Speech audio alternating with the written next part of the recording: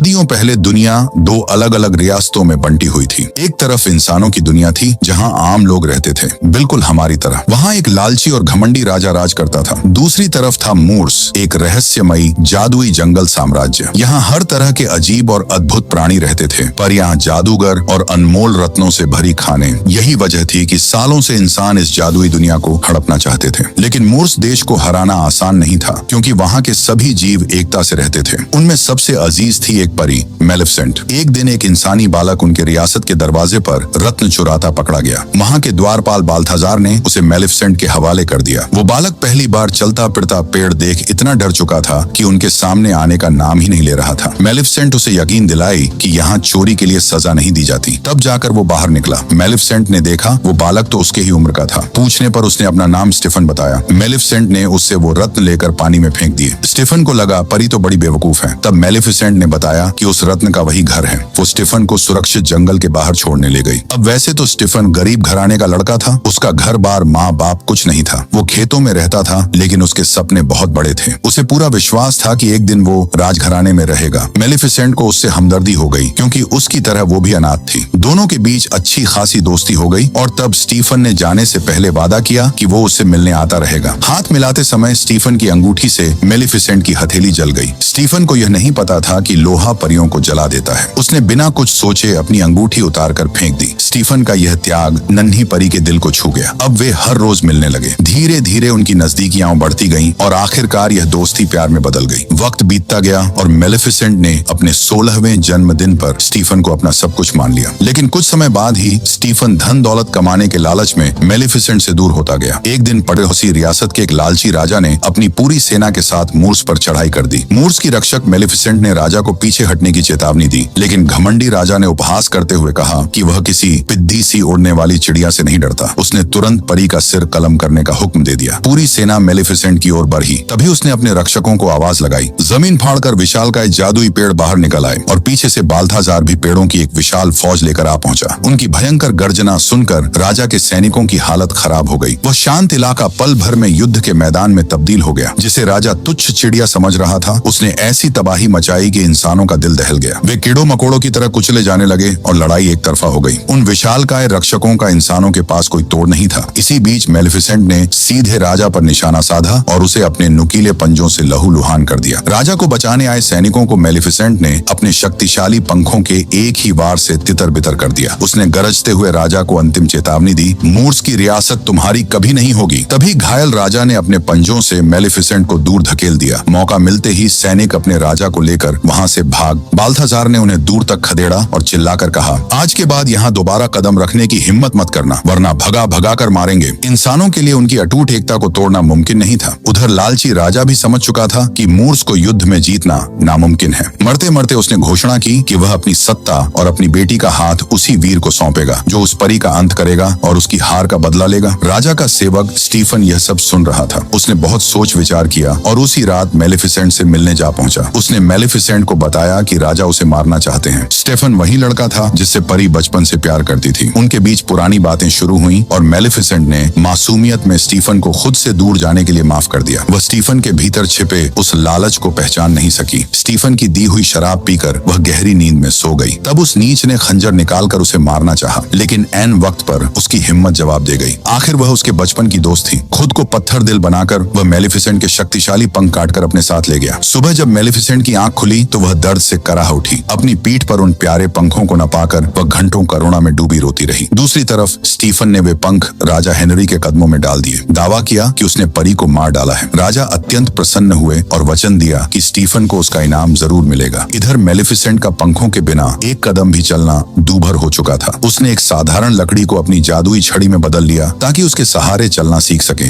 एक दिन उसकी नजर एक शिकारी पर पड़ी जिसके जाल में एक कौवा फड़फड़ा रहा था। मेलेफिसेंट ने झाड़ियों में छिपकर जादू से उस कौवे को इंसान बना दिया। शिकारी उसे राक्षस राक्षस चिल्लाता हुआ वहां से भाग खड़ा हुआ। उस कौवे का नाम डियावल था। उसने कृतज्ञता से कहा, आपने मेरी जान बचाई है, अब से मैं ताउम्र आपकी सेवा करूंगा। मेलेफिसेंट के आदेश पर डियावल महल पहुंचा तो देखा कि वहां स्टीफन की ताजपोशी हो रही थी। वह अपने वंश का पहला राजा बना जिससे प्रजा को बड़ी उम्मीदें थीं। डियावल ने वापस आकर राज दरबार का सारा हाल कह सुनाया। यह जानकर कि स्टीफन ने सिर्फ राजा बनने के लिए उसे इतना बड़ा धोखा दिया, मेलेफिसेंट का दिल छलनी हो गया। उसके क्रोध से आसमान आसमान थर्रा उठा और धरती कांप गई। मूर्स में मेलिफिसेंट का एक अलग ही रौद्र रूप देखने को मिल रहा था। सभी जादुई जीव उसके सामने नतमस्तक हो गए। एक साल बीतते ही राजा स्टीफन का महल किलकारियों से गूंज उठा। खबर आई कि उन्हें एक पुत्री हुई है और वे जल्द ही बड़े धूमधाम से उसका नामकरण करने वाले हैं। नामकरण के दिन पूरी प्रजा की भीड़ उमड़ वे 3 बौनी परियां भी वहां पहुंची जो दोनों रियासतों के बीच शांति कायम करना चाहती थी। राजा और रानी के कहने पर उन तीनों ने राजकुमारी ऑरोरा को बारी बारी से आशीर्वाद दिया ताकि वह सदा प्रसन्न और सुरक्षित रहे। तभी मेलिफिसेंट के दरबार में कदम रखते ही वहां भूचाल आ गया। पूरी सभा भयभीत हो गई, यहाँ तक कि राजा स्टीफन के चेहरे पर भी हवाइयां उड़ने लगी। बाकी परियों की तरह ही मेलिफिसेंट ने भी राजकुमारी के पास जाकर उसे आशीर्वाद देना शुरू किया। उसने कहा कि राजकुमारी खूबसूरती और तहजीब की मिसाल होगी और वह सभी की प्रिय बनेगी। लेकिन इसके तुरंत बाद उसने एक भयानक शाप भी दिया। अपनी 16वीं सालगिरह पर सूरज डूबने से पहले ऑरोरा की उंगली एक चरखे की सुई से चुभ जाएगी जो उसे मौत जैसी गहरी नींद में सुला देगी। यह सुनते ही राजा स्टीफन उसके कदमों में गिर पड़ा और अपनी बच्ची की जान बख्शने की भीख मांगने लगा। तब मेलिफिसेंट ने कुटिलता से मुस्कुराते हुए कहा कि राजकुमारी इस नींद से जाग सकती है, लेकिन केवल तभी जब कोई उससे सच्चा प्यार करने वाला उसे चूम कर जगाए। इसके बाद पूरे दरबार में दहशत फैलाते हुए मेलिफिसेंट वहां से लौट गई। राजा डर के मारे रियासत के सभी चरखे जब्त करवा लिए। महल के गहरे तहखाने में उन हजारों चरखों को ढेर कर दिया गया। राजकुमारी ऑरोरा की सुरक्षा सुनिश्चित करने के लिए उसे उन 3 बौनी परियों को सौंप दिया गया। योजना यह थी कि ऑरोरा को महल से दूर एक अज्ञात स्थान पर पाला जाएगा। राजा का मानना था कि यदि ऑरोरा अपनी 16वीं सालगिरह और एक अतिरिक्त दिन तक उन परियों के साथ सुरक्षित रह गई तो वह शाप अपने आप निष्प्रभावी हो जाएगा और वह सुरक्षित महल लौट सकेगी। इसके बाद राजा स्टीफन ने मेलिफिसेंट को खत्म करने के लिए अपनी एक विशाल सेना भेजी, लेकिन मेलिफिसेंट ने अपने शक्तिशाली जादू से मूर्स की सीमाओं पर कंटीली झाड़ियों की ऐसी ऊंची दीवारें खड़ी कर दी जिन्हें पार कर कोई भी इंसान अंदर दाखिल नहीं हो सकता था। दूसरी तरफ वे तीनों बौनी परियां राजकुमारी ऑरोरा को लेकर एक एकांत स्थान पर पहुंच चुकी थी। ये जगह मूर्स रियासत के बगल में ही था। वहां उन्होंने जादुई परियों का रूप त्याग कर साधारण इंसानों का भेष धारण कर लिया ताकि दुनिया की नजरों में वे महज गरीब किसान लगे जो एक अनाथ बच्ची का पालन पोषण कर रही हैं। मेलिफिसेंट को उन तीनों परियों की असलियत पहले दिन से ही पता थी। वह राजा की बच्ची से नफरत करती थी और अक्सर परियों के लिए मुश्किलें खड़ी कर देती, जिसे देखकर उसे बड़ा आनंद आता था। इसके ठीक उलट डियावल हमेशा ऑरोरा की चुपके से देखभाल करता था। जैसे जैसे दिन गुजरते गए राजा स्टीफन मेलिफिसेंट को खत्म करने के लिए नए नए हथकंडे अपनाने लगा। इस बार उसकी विशाल सेना मूर्स की जादुई घेराबंदी को जलाने के इरादे से पहुंच गई। सैनिकों ने बड़ी बड़ी तोपों से उन दीवारों को तोड़ने की कोशिश की और लगातार आग के गोले बरसाए। उन्हें लगा कि इस बार वे जादुई टहनियों को राख कर देंगे, लेकिन मेलिफिसेंट के शक्तिशाली जादू के आगे उनकी एक न चली। मेलिफिसेंट ने उन कांटेदार टहनियों में जान फूंक दी। देखते ही देखते वे टहनियां किसी दैत्य की तरह सैनिकों पर टूट पड़ी। इस घातक वार का इंसानों के पास कोई जवाब नहीं था। सेना दुम दबाकर भाग खड़ी हुई। यहीं पर हमें मेलिफिसेंट की कमजोरी भी दिखी। लोहे पर हाथ रखते ही उसके हाथ जलने लगा। अपनी करारी हार पर राजा स्टीफन बिलबिला उठा। उस अभेद्य दीवार को न तोड़ा जा सकता था और न ही जलाया जा सकता था। तभी राजा के दिमाग में एक नई तरकीब सूझी। उसने तुरंत राज्य के सबसे कुशल लोहारों को बुलाने का आदेश दिया। दूसरी तरफ तीनों बौनी परियां खाई के किनारे खेल रही थीं। उन्हें जरा भी अंदाजा नहीं था कि ऑरोरा तितली को पकड़ने के लिए खाई की तरफ जा रही है। मेलिफिसेंट और डियावल यह मंजर देख रहे थे। डियावल डर गया कि कहीं मेलिफिसेंट ऑरोरा को खाई में गिरने न दे, लेकिन वह इतनी निर्दयी भी नहीं थी। उसने वहीं से जादू के जरिए ऑरोरा को बचा लिया। एक दिन ऑरोरा खेलते खेलते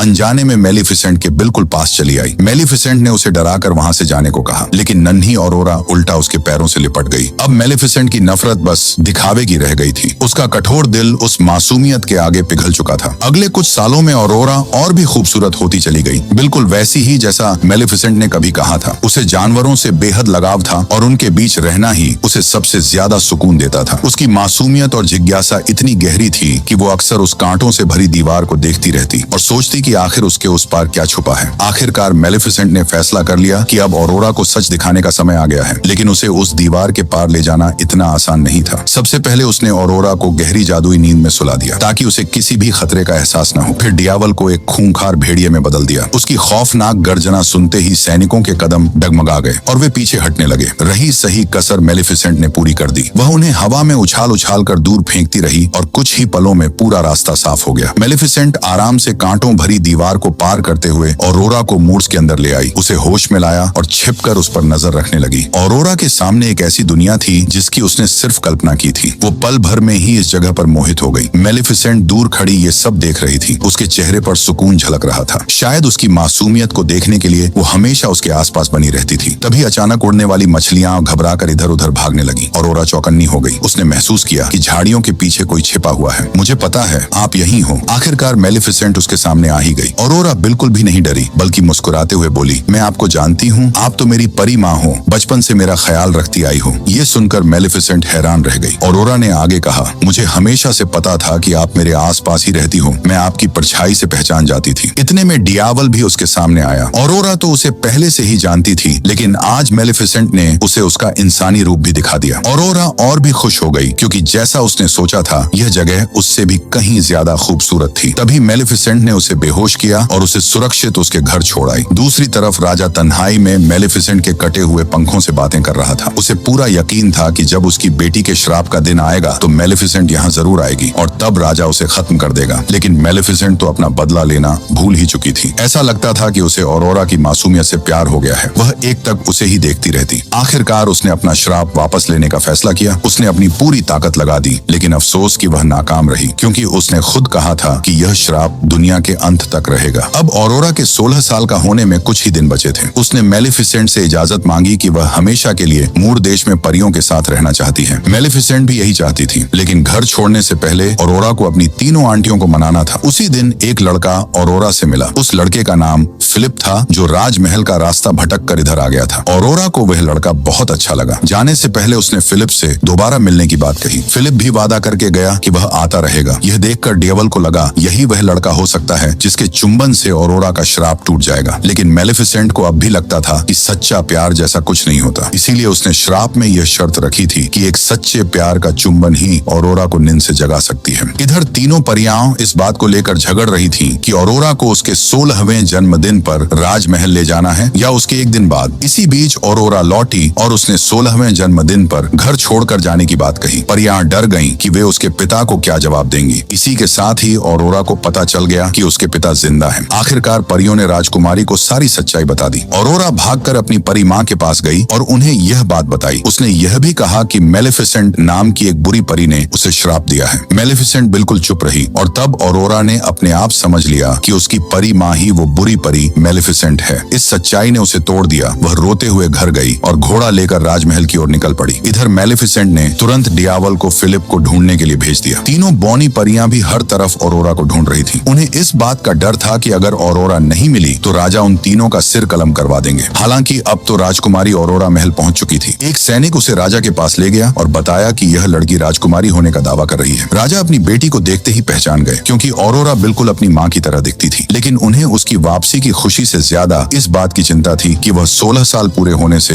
एक दिन पहले ही लौट आई है। राजा ने सुरक्षा के लिए उसे एक एकांत कमरे में बंद करवा दिया। ऑरोरा को अंदर घुटन होने लगी, क्योंकि उसे खुले आसमान में रहने की आदत थी। जल्दी ही उसे बाहर निकलने का रास्ता मिल गया, जहाँ से वो भाग निकली। दूसरी तरफ फिलिप ऑरोरा से मिलने के लिए जंगल की ओर गया हुआ था। वहाँ उसकी मुलाकात मेलिफिसेंट से हुई। उसने ऑरोरा के बारे में पूछा। मेलिफिसेंट ने उसी पल उसे जादू से बेहोश कर दिया। डियावल को अपना घोड़ा बनाया और तेजी से राजमहल की ओर रवाना हो गई। इधर ऑरोरा भागते भागते अचानक रुक गई। उसे उसका श्राप अपनी ओर आकर्षित करने लगा। वह उस तहखाने के अंदर जा पहुंची जहां हजारों चरखे टूटे हुए थे। उन्हीं में से एक चरखा अपने आप अपनी पहली अवस्था में आ गया। उसकी सुई इतनी चमकदार थी कि ऑरोरा ने उस पर उंगली छुपा ली। दूसरी तरफ मेलिफिसेंट पूरी रफ्तार से घोड़ा दौड़ा रही थी, लेकिन सूरज को डूबते देख उसकी हिम्मत जवाब दे गई। उसने महसूस कर लिया कि श्राप ऑरोरा को लग चुका है और वह गहरी नींद में जा चुकी है। राजा स्टीफन उन तीनों परियों की क्लास लगाने लगा। एक परी ने कहा कि सच्चे प्यार का चुंबन ऑरोरा को उसकी नींद से जगा देगा, लेकिन राजा को इन प्यार व्यापार की बातों पर बिल्कुल भी यकीन नहीं था। उसने लोहारों से मुख्य द्वार पर लोहे की ऐसी नुकीली दीवार बनवा ली थी जिसके अंदर मेलिफिसेंट आ गई तो उसका जिंदा वापस लौटना नामुमकिन था। राजा ने वहां से पहरेदारों को भी हटवा दिया था। तभी एक जगह मेलिफिसेंट का बाजू नुकीले लोहे से चुभ गया। फिर भी वह अंजाम की परवाह किए बगैर अंदर घुसती गई। ऑरोरा के कक्ष के बाहर सिर्फ एक पहरेदार तैनात था, जिसे उसने डंडा मारकर बेहोश कर दिया। इसके बाद वह फिलिप को